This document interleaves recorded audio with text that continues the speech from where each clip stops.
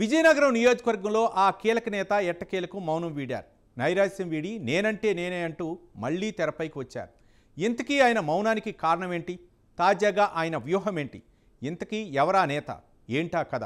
Let's watch the story.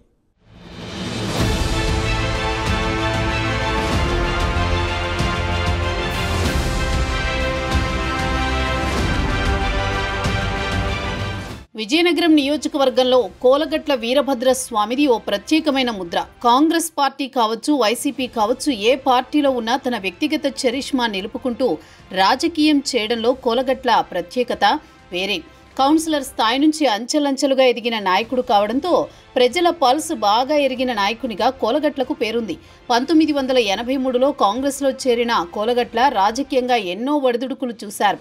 అంతర్గత రాజకీయాల నేపథ్యంలో 2004లో స్వతంత్ర అభ్యర్థిగా పోటీ చేసి టీడీపీ సీనియర్ నేత అశోక్ గజపతిరాజుపై విజయం సాధించారు. ఆ తర్వాత రాజకీయ పరిణామాలతో 2014లో కాంగ్రెస్ను వీడి వైసీపీలో చేరారు. అప్పటి ఎన్నికల్లో విజయనగరం నియోజకవర్గం వైసీపీ అభ్యర్థిగా పోటీ చేసి ఓటమి పాలయ్యారు.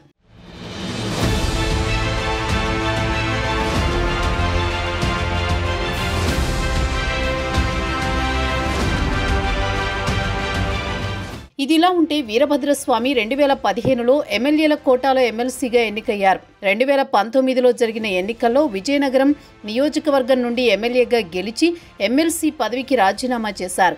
ఇటీవల ఎన్నికల్లో అదితి గజపతిరాజు చేతిలో ఓటమి చెందారు. తాజా ఓటమితో దాదాపు ఏడాది పాటు ఆయన సైలెంట్గా ఉన్నారు. ఈ ఏడాదిలో ఆయన మౌనంపై అనేక ప్రచారాలు సాగాయి. ఒక దశలో స్వామి పార్టీ మారే యోచనలో ఉన్నారని, అందుకే మౌనం దాల్చారనే వారు లేకపోలేదు. వాస్తవానికి మొన్నటి ఎన్నికల్లో తాను విజయం సాధిస్తానని వీరభద్రస్వామి గట్టిగా నమ్మారు. ఎందుకంటే 2019 నుంచి 2024 మధ్యకాలంలో నియోజకవర్గంలో ఎక్కువ అభివృద్ధి పనులు చేపట్టారని, అందువల్ల తనకు ప్రజలు మరోసారి పట్టం కడతారని ఆయన నమ్మారు.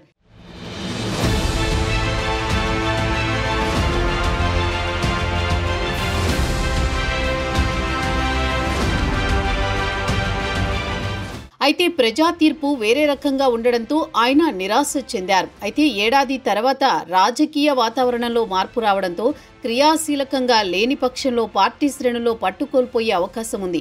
మరోవైపు స్థానిక సంస్థల ఎన్నికల కోణంలో స్వామి కీలకంగా వ్యవహరించాల్సిన పరిస్థితి ఉంది. అంతేకాకుండా పార్టీ పట్టణ కమిటీల నియామకంలో కూడా తనదైన ముద్ర ఉండాలనే ఆలోచన కూడా ఒక కారణం కావచ్చు. మొత్తం మీద ఇటు సొంత పార్టీలోని అటు ప్రజా జీవితంలోనూ తనదైన ముద్ర ఉండాలంటే మౌనం వీడక తప్పదని భావించారు వీరభద్రస్వామి. మరలా విజయనగరం పట్టణ రాజకీయాల్లో కీలక భూమిక పోషించేందుకు రంగం సిద్ధం చేసుకుంటున్నారని తెలుస్తోంది.